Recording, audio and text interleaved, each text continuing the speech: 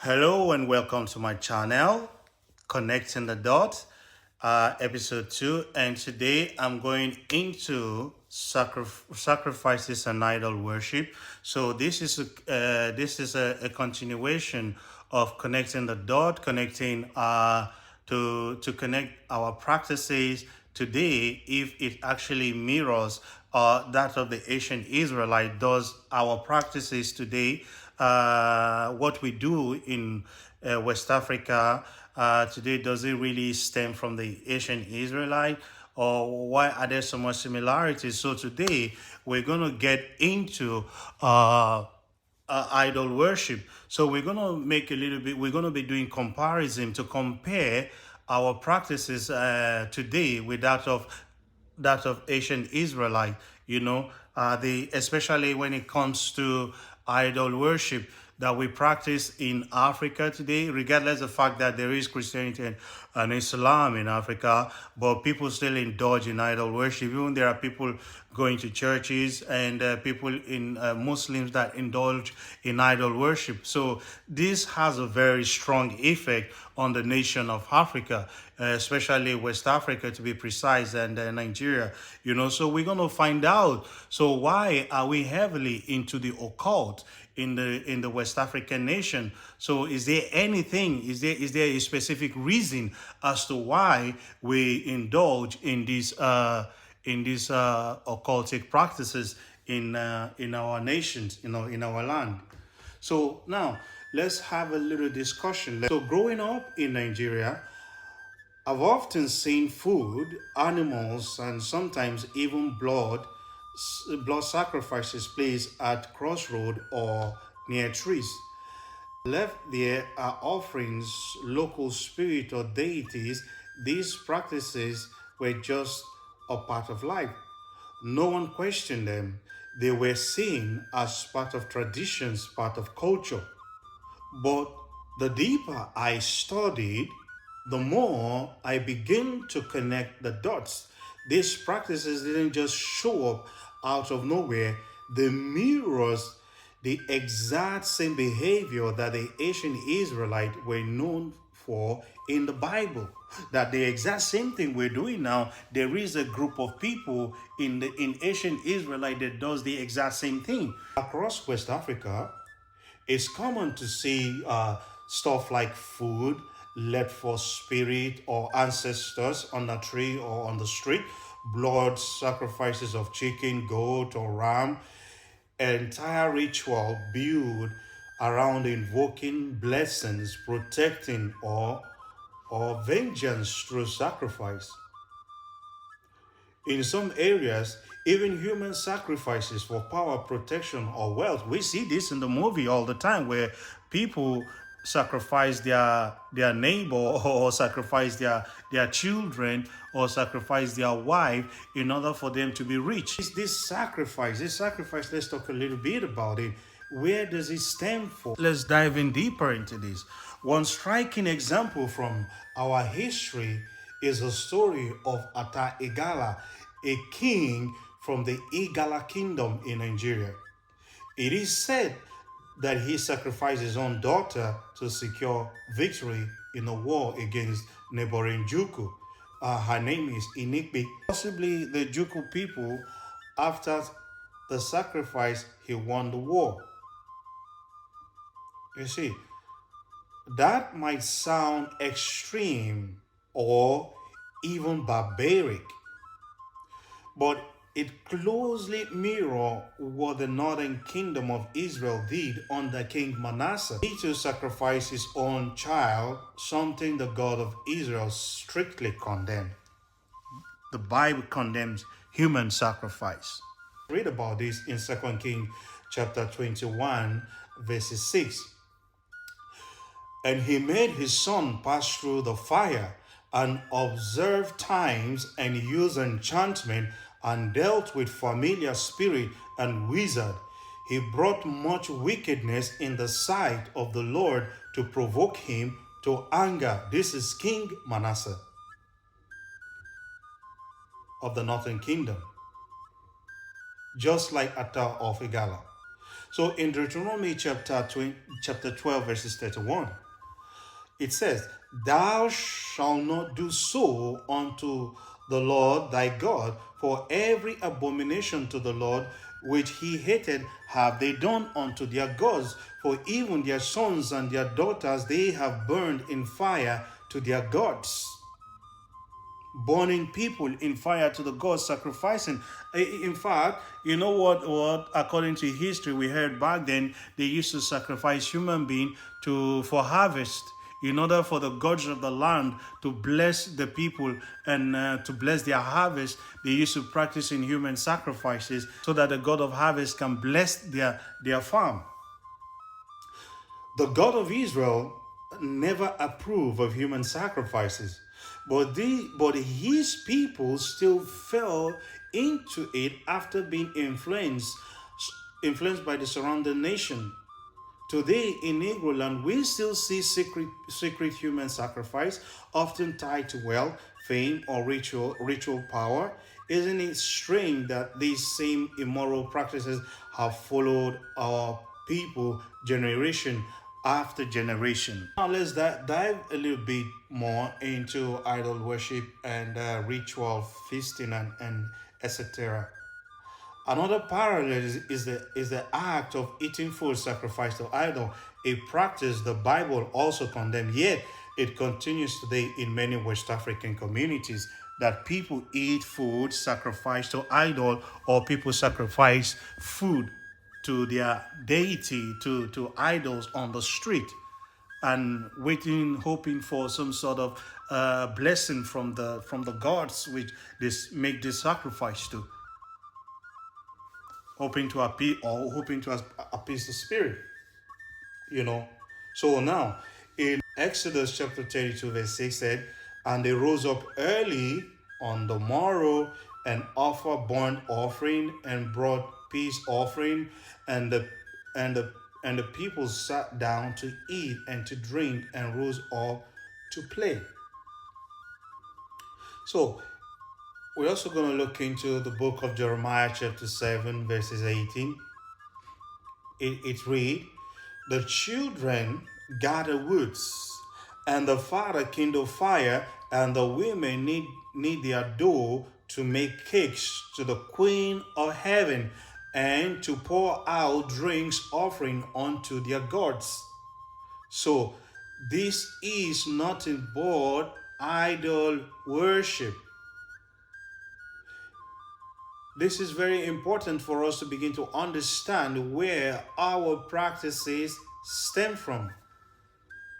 You understand? So in Deuteronomy chapter 32 verse 17, it says that they sacrifice unto devils, not to God, to gods whom they knew not, to new gods that came newly up. Now, in the New Testament, Paul warns believers not to eat food sacrificed to idols. So, who do you think Paul was talking to? A specific people that sacrifice food to idols. People that is in their nature, is in their practices to sacrifice food to idols. So he said, do not eat food sacrificed to idol. So when I look around, I've traveled a lot. So which community or which race of people indulge in offering sacrifice to idol? So the race that came up to mind, or from the experience that I've heard, mostly West African countries. African countries. So I grew up to see that in Nigeria, for example, you see food on the street that is being offered to idols. So now we're seeing Paul talking to a people that the practice, that indulge in the same practices, sacrificing food to idols. So he's warning them that thou shalt not eat food sacrificed to idol.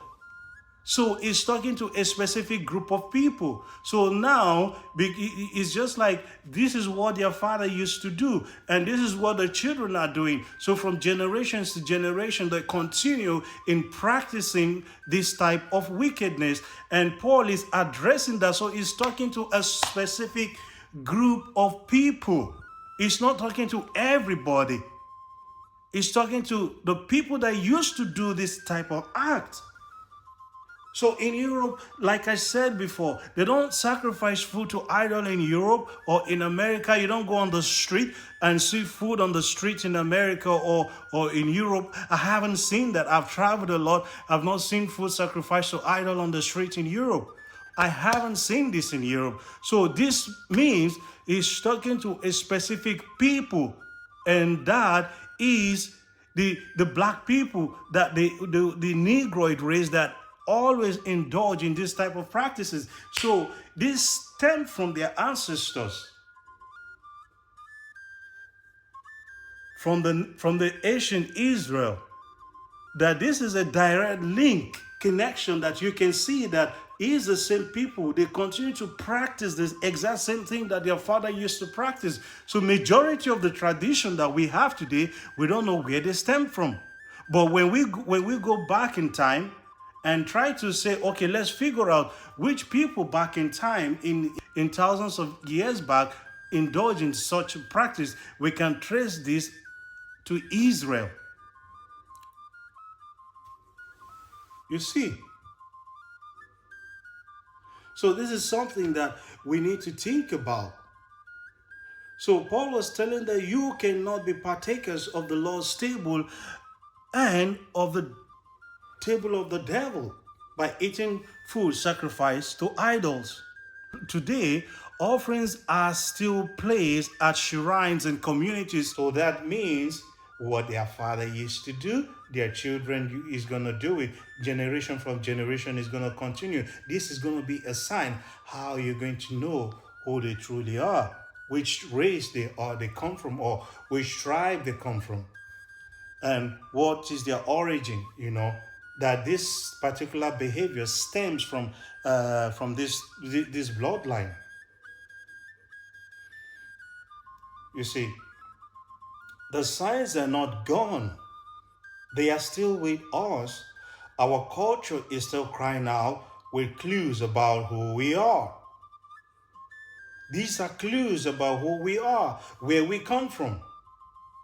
I know today we have a different version of where we come from. Some people say, yeah, we come from Egypt, we come from this, we come from that. But the only way, the better way that we can understand is the traditions and the custom.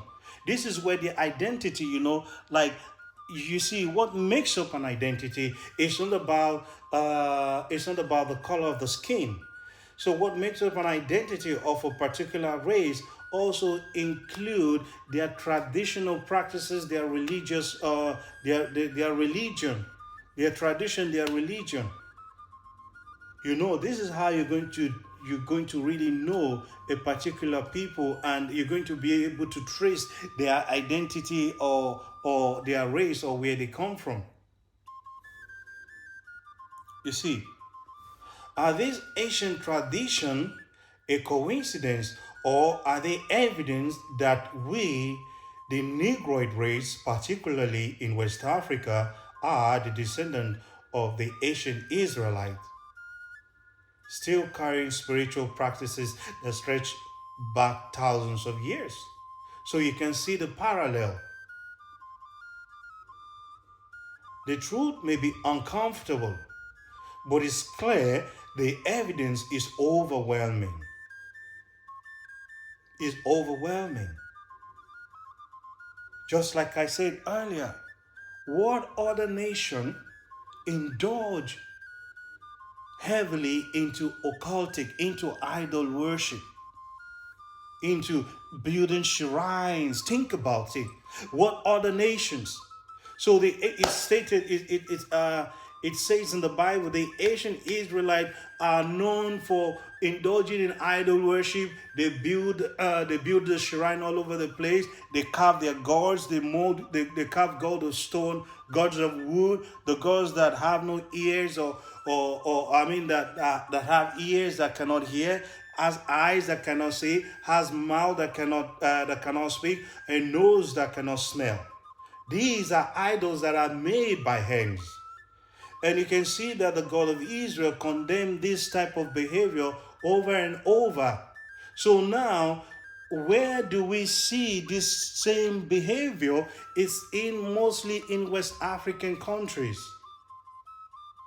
So look, this is not about glorifying idol worship. It's about waking up and seeing that our present customs match what the Bible said the Israelite will do, and just like them, we must now return to the law, statutes, and commandment of the Most High, because He sent them out of the land of Israel because of their wickedness. He said, "Thou shalt not worship any other God before me, but me, because I am a jealous God.